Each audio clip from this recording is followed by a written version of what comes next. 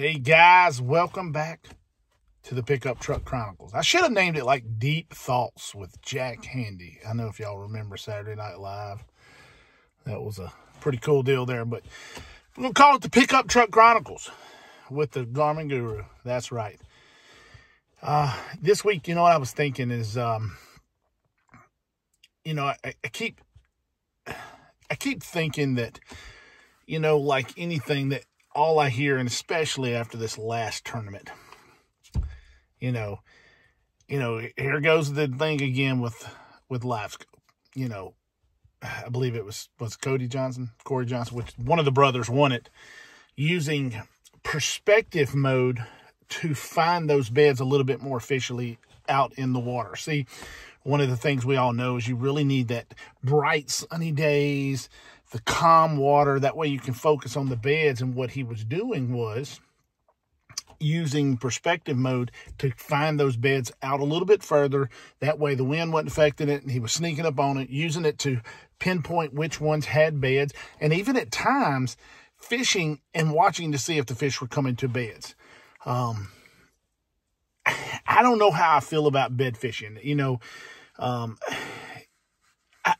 know that a lot of people love bed fishing, and it doesn't mean you have to like bed fishing or hate bed fishing.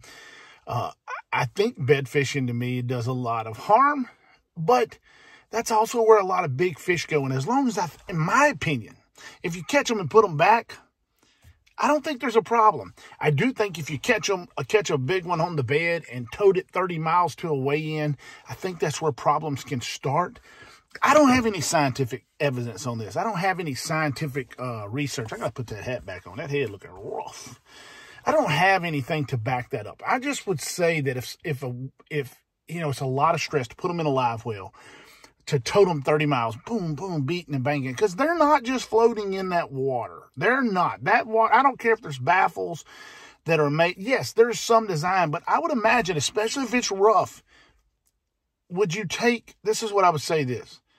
a pregnant female on a 30-mile boat run across something with 3 or 4 foot waves? Absolutely not. It would be something that you would not do. So my thought is transporting them during the spawn is something I wouldn't do. Now, I know that Todd Castledine had a video talking about what his thoughts were on it, that it didn't harm, that if you caught a fish off the bed and put it back, it would go find another bed. I don't know if that's true. I don't know if you're going to stress a fish to that point. So my question today is, as we had talked about in the last video, with the problems and all the drama with banning tournaments be an issue, and we had a lot of people talking back and forth, and some ways it got way off of what was. Some people just read the title and really come at me, but they didn't listen to the video. I want you to listen to the video on this one before you come at me and hammer me. And if you got a different opinion, that's okay. It's okay what you think. But me personally, with bed fishing, this is where a lot of people that hate Livescope, they really like, this is where the real skill, they're bed fishing, and they were all on this. I've heard so many people, when it gets to the spawning tournaments, well, then somebody with Livescope figured out how to use it for spawning tournaments, and then the negativity came. We just got to ban it, period. So I wonder, instead of banning tournaments altogether, as we kind of discussed in it, because that's where a lot of the problems are created, anglers stealing holes, anglers feeling like they owe the water because they're fishing for money, and regular anglers on the weekends are just out there fishing, and it becomes a big, huge drama. And we wondered out loud in the last video, would eliminating tournaments, would that cut down on some of these problems that we have? Now, I wonder this much. Would banning some of these spawning tournaments, would that be more beneficial? Would that cause less? Because one of the biggest deals that you hear is we're catching fish with Livescope, and it's going to put a huge hurt on the fish populations and things like that. Would banning tournaments during the spawn only, or even banning fishing during the spawn, Would that be more beneficial than, say, banning Livescope? Because if they're truly wanting to save the fisheries, or if they feel like Livescope is hurting the fisheries by the numbers, I believe bed fishing is far more harmful than Livescope ever thought about being.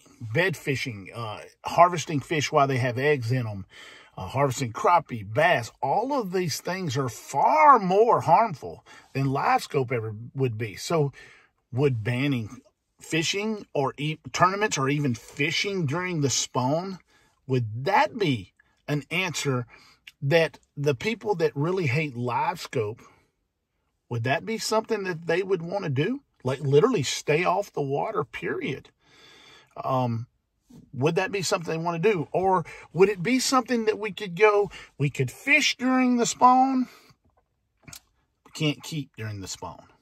You can have tournaments, but they must be catch, weigh, and release at the boat. If your club doesn't have that technology, can't use it.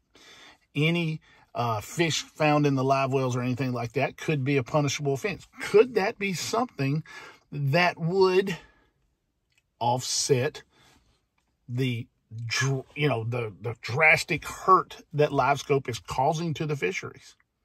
Would that be something? It's something to think about. We have to think about all the aspects of it. We have to think about every which way. We can't, you got to at least think about the other side. But, you may want to be on one side, but you got to at least think about the other things. And would banning harvesting and tournaments or some kind of alteration to that be what is needed during the spawn? And would that help healthier fisheries? Tell me what you guys think in the comments below. And let's have a great discussion. Keep it nice. Keep it real. We're trying to do this. We're having a lot of fun. But, guys, thanks a lot. Thanks for joining me. I've got some big news coming for crappie guys. As we're doing crappie giveaways, we got some big news coming for the page. And for all the loyal listeners on Facebook and YouTube, if you're listening to this from Facebook, subscribe to YouTube. You want to subscribe. You need to subscribe. Guys, thanks for watching. Thanks for subscribing. Hey, boat build, I'm going to break it down in some smaller videos. It's coming up, so we're going to continue on the boat build. Hopefully, we'll have this thing done in about another week and a half of the major parts, and then we'll be able to, really do it. So I've tested all of the electronics. They're working great. Right now, I'm working on the live well and the pump systems. Those are going to be waiting on one part that'll be in tomorrow. I got the seats that'll be in later this week. It's going to be awesome. We're going to do the carpet. Man, it's awesome. Guys, thanks for watching. Thanks for subscribing. As Blake DeCourt says, sometimes I say thanks for subscribing, and I guess I missed the whole UB. But thanks for subscribing. Ring the bell.